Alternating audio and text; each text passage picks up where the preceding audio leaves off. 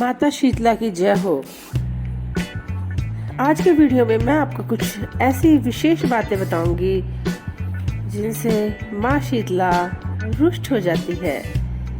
चलिए अब आपको आगे बताते हैं माँ शीतला किन किन बातों से रुष्ट हो जाती है। शीतला अष्टमी के दिन हमें चूल्हा नहीं जलाना चाहिए। इस दिन हमें बासी भोजन ही खानी चाहिए।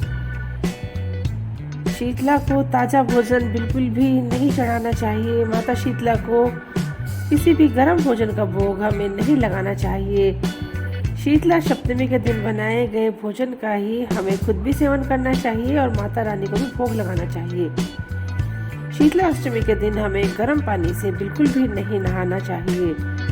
शीतला अष्टमी के दिन हमें बाल नहीं कटवाने चाहिए और अपने जो कपड़े होते हैं उनके इस्त्री भी नहीं करनी चाहिए। शीतला अष्टमी के दिन हमें घर में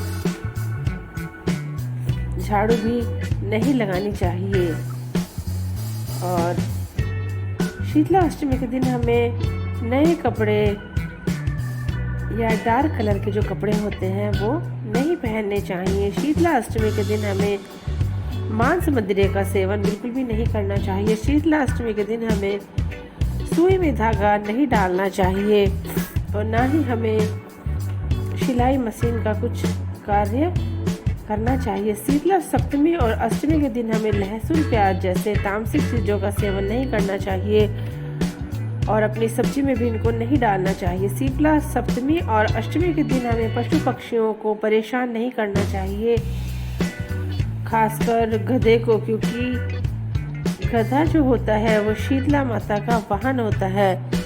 और शीतला अष्टमी के दिन हमें जानवरों को दाना डालना चाहिए और शीतला अष्टमी के दिन हमें जो नीम होता है उसकी बंदरवाल अपने घर के मुख्य दरवाजे पर लगानी चाहिए। शीतला अष्टमी के दिन हमें बासी भोजन का सेवन ही करना चाहिए। शाम तक हमें गैस पर कुछ भी नहीं बनाना चाहिए और हमें हो सके तो दूसरे दिन ही गैस पर कुछ बनाना चाहिए।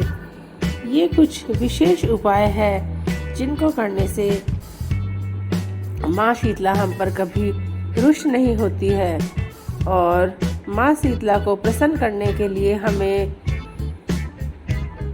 बासी भोजन करना चाहिए। हमें पूरे दिन प्रसन्न रहना चाहिए, किसी की आत्मा या दिल नहीं दुखाना चाहिए और हमें माता रानी का ध्यान करना चाहिए। अगर साइंटिफिक रीज़न भी देखें तो जो बासी भोजन करते हैं उससे हमें B12 मिलता है और बहुत से पोषक तत्व मिलते हैं जिससे हमारे शरीर की इम्यूनिटी मजबूत होती है।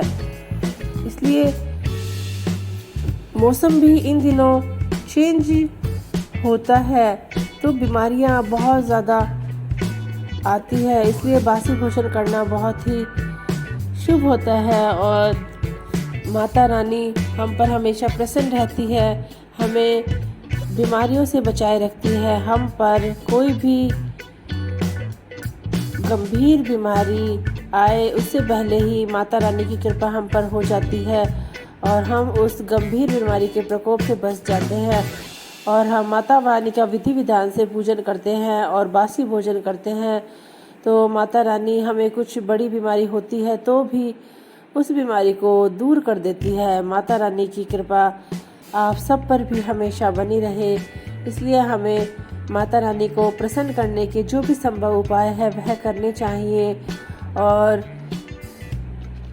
हमारे घर में बच्चे होते हैं, बच्चों को भी बीमारी और कष्टों से दूर करने के लिए हमें बासी भोजन करना चाहिए। छोटे बच्चे की माताएं होती हैं उनको तो विशेष रूप से बासी भोजन करना चाहिए, उनको दोनों टाइम बासी भोजन खाना चाहिए जिससे उनके जो छोटे छोटे नन्हे बच्चे होते हैं उन पर माता रानी की कृपा हमेशा बनी रहे।